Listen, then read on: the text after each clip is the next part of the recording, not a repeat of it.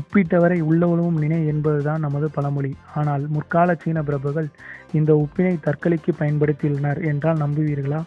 நம்பித்தான் ஆக வேண்டும். அது உண்மைதான்.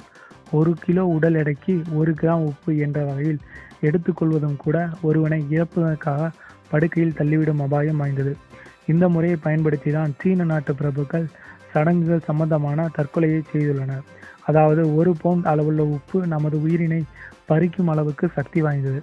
அப்படி என்றால் உணவில் உப்பே சேர்க்காமல் இருந்து விடுவோம் என்று மட்டும் நினைத்து விடாதீர்கள்.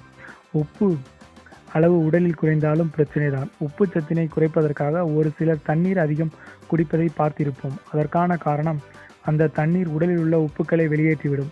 இப்படி உப்பின் அளவு குறையும் பொழுது ஹைட்ரோநெட்ரிமியா என்ற அபாயகரமான நோய் வரவும் வாய்ப்புள்ளது. எனவே உப்பை அளவாக பயன்படுத்தினால் நமது உடல் நலத்திற்கு பாதிப்பு கிடையாது. இந்த வீடியோ பிடித்திருந்தால் நண்பர்களுக்கு ஷேர் செய்யவும், உங்கள் கருத்துக்களை கமெண்ட் செய்யவும். நன்றி.